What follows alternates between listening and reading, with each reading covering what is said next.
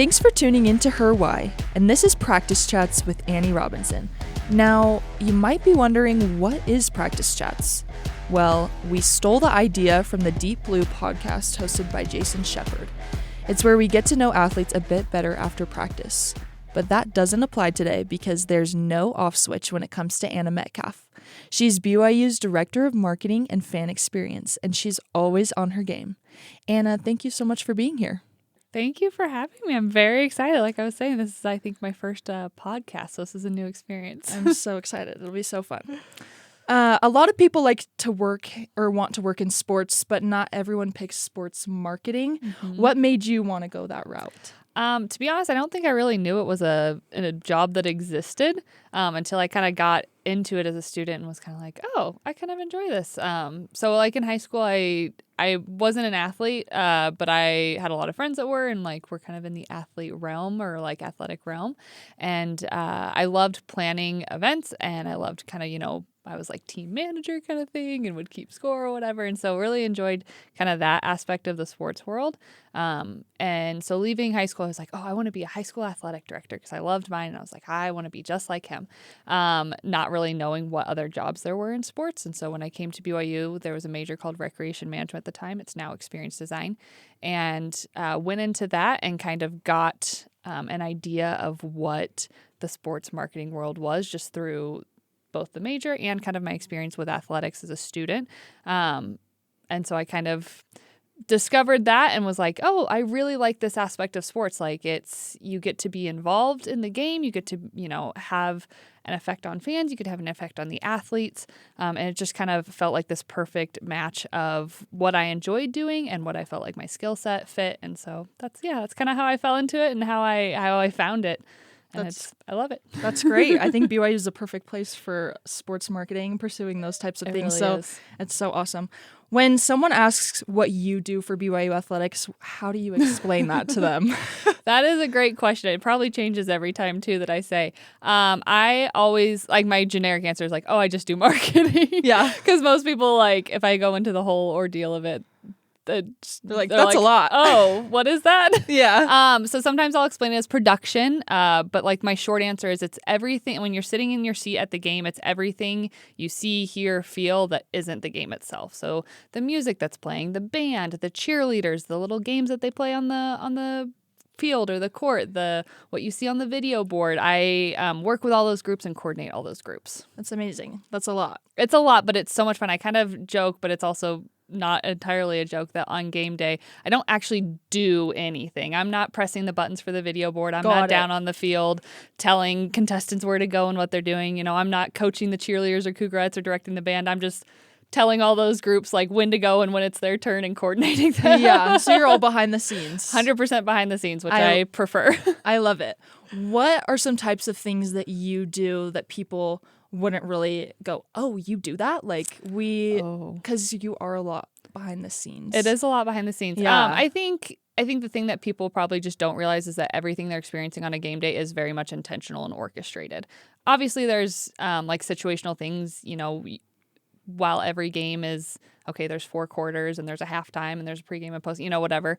Every game's obviously different, right? You don't know how the teams are going to perform. You don't know how the fans are going to show up. Are they going to be in a good mood and ready to cheer? Or is it, okay, today's a tough day, unsure how the team's going to perform, so fans aren't, maybe in the most cheerful mood. So everything they see, feel, hear is planned and intentional. So you even plan for those unplanned moments sometimes, if you will.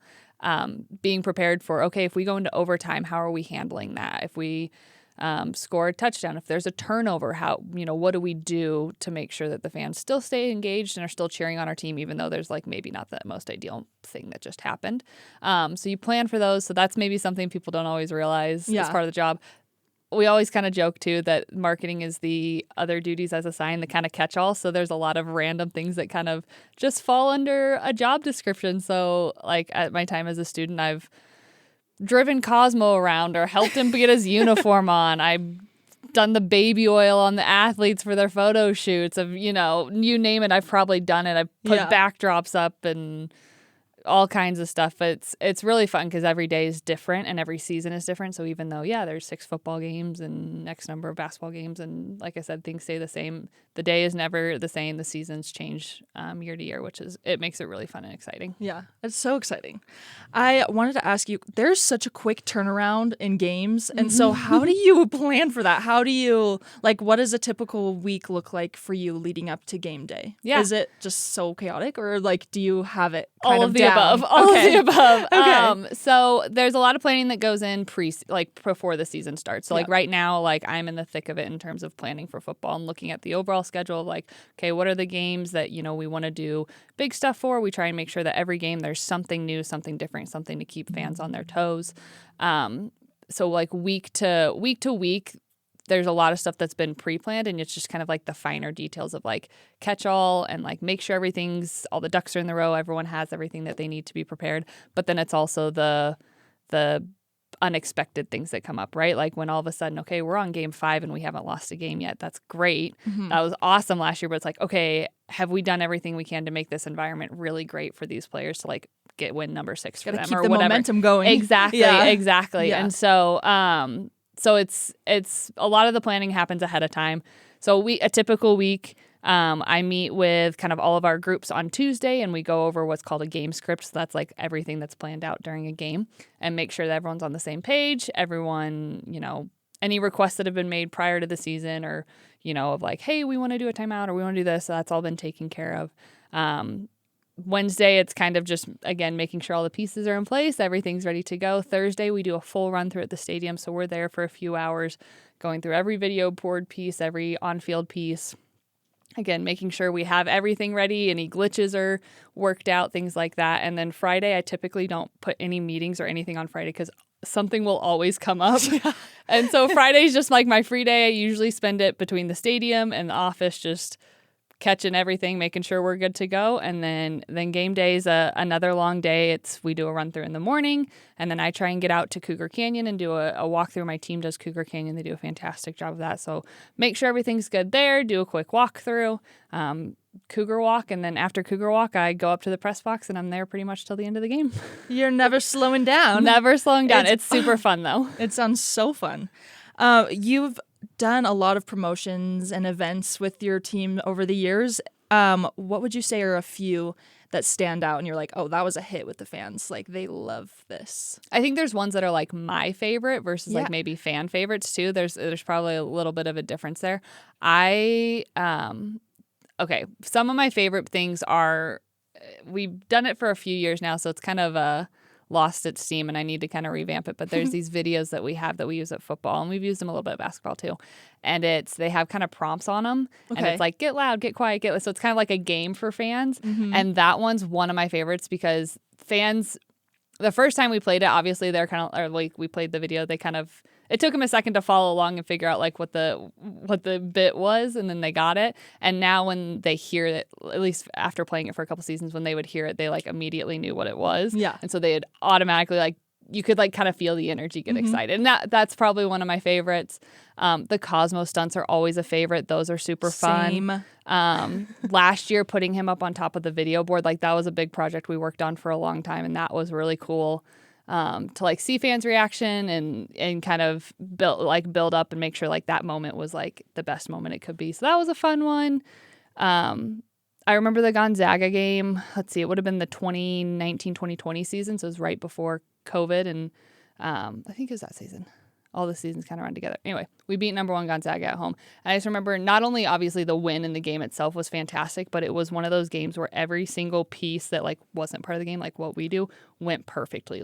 Half court shot, the person made it and won $10,000. Pre-game, the sheet drop was every little detail went fantastic that game, which never happens. And so it was I remember that game pretty distinctly. The Utah game a few years ago, I remember that one really well, being just an unreal environment and being really a unique experience to be a part of.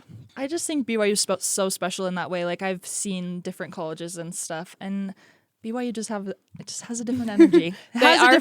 Our fans are really great, and I think we're really fortunate in that, one of the hardest parts about a sports marketing job is that, no team is ever number one forever, right? There's going to be ups and downs.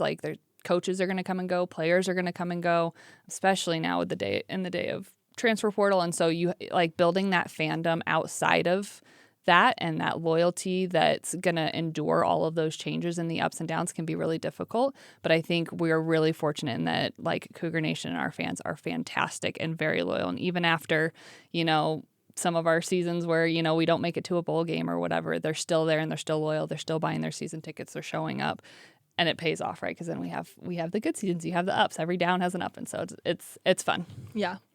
I was going to say along with that, BYU has fans of all ages. Mm-hmm. We've got little kids. Yep. We have the rock students. We have people in the Cougar Club, diehards. Yep. Like some people grow up and they're BYU fans from day one. So how do you start to plan something that connects with everybody and not just one certain group of people? It's hard. And I really, truly don't think there's much you can do that like truly like everybody's going to love. There's always going to be someone who's like, that's not my type of music. Like my dad's older and he always is just like, why do you play the music that you play? I'm like, well, I'm catering to the rock. So I think the key is not so much trying to find someone or find something that caters to everyone, but throughout the game, find something that caters to everyone separately, if that makes sense. So, you throw in your oldies music, you throw in, your newer modern music, you play the video board game that, a little kid's going to love, or you show Cosmo that, again, a little kid's going to love and like be attracted to versus like the things that my dad or my mom would appreciate more. So I think it's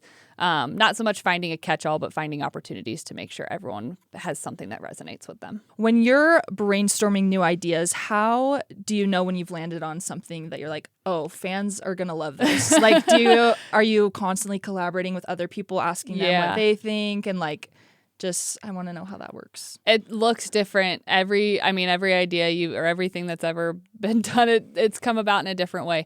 It's a very collaborative experience. Very rarely is it like one person has an idea and like it stays that one idea without any changes, right? Mm-hmm. So we have an awesome OIT team. So they're all things audio, visual, in the stadium and at all of our arenas. They're super collaborative and great to say like, yeah, we can make that happen.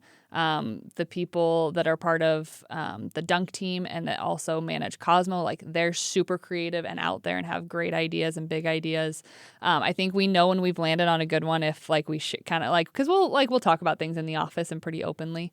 And when you share an idea with either your boss or one of your coworkers or something, and you get that just like jaw drop reaction, it's like, okay, this is gonna be a good one. Yes. So like the Cosmo on top of the video board, that was like we came to that and we're kind of like, okay, maybe if we do this and kind of like pieced it together. And that was like a wide-eyed jaw drop for like, okay, this is gonna be good. We're gonna do this. Yeah, I think it's so. I love Cosmo. This is my fangirl moment. He's our biggest asset. I just love, and I think everyone feels the same way, even if they don't go to BYU. He's just 100%. So iconic. He's a fan favorite, regardless of even if I feel like most people don't even know what BYU is, but they know Cosmo. Yeah, and it's a great advantage we have. I think so too. I think just a lot of events that BYU puts on are so like people recognize that and realize like, oh, this is a school that does really cool things. So I love it. I love it. You've helped put on some huge events like Fan Fest, Cougar Kickoff, and Fan Jam. What's a moment throughout all the chaos of those huge events that made you stop and think, okay, this is why I do this. This is why I love this. Every event we have, it doesn't matter if it's Cougar Canyon, Fan Fest, all the ones you listed, it's always before the event starts, like all the setup, all of that, like it's a lot of manual labor. It's not fun, right? It's hot. It's you're moving stuff and things change and things don't go according to plan. And so like that part's not always fun, but like the second you see fans and you see that little kid that runs in and so excited to meet Cosmo or whatever, like always worth it. Like I've never had a moment where it's like, wow, this really sucked and it like wasn't worth it. Never, ever.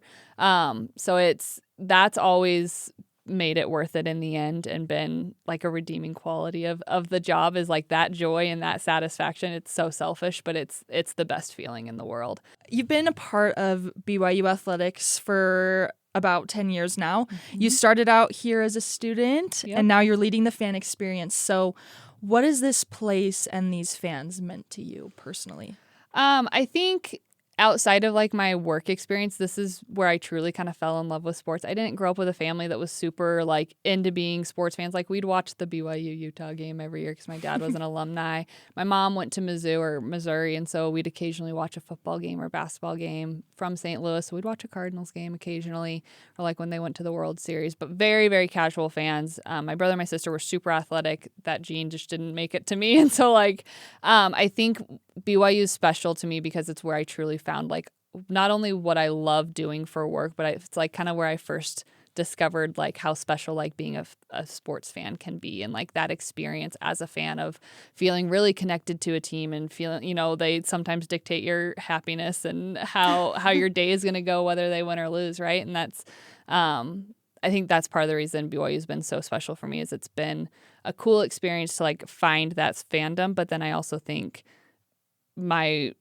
work experience has been incredible in terms of the people I've worked for, the people I've worked with, the opportunities I've had.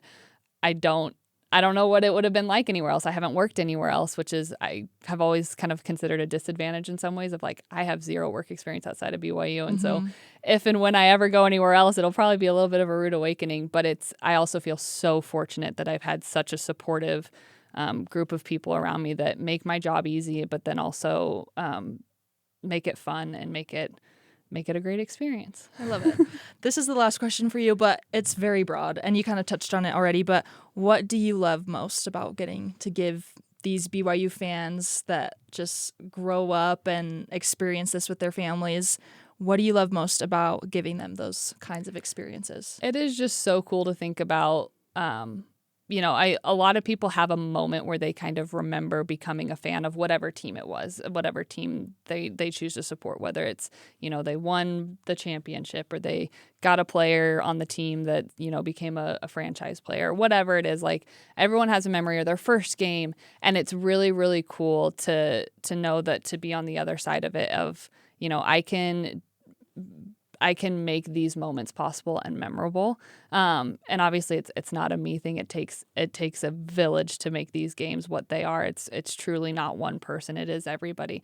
But it's really, really cool to think about that. And we always kind of say in the office, sometimes, you know, some games get kind of earmarked as like a lesser game because it's a lesser opponent or because it's preseason or like pre-conference play or whatever.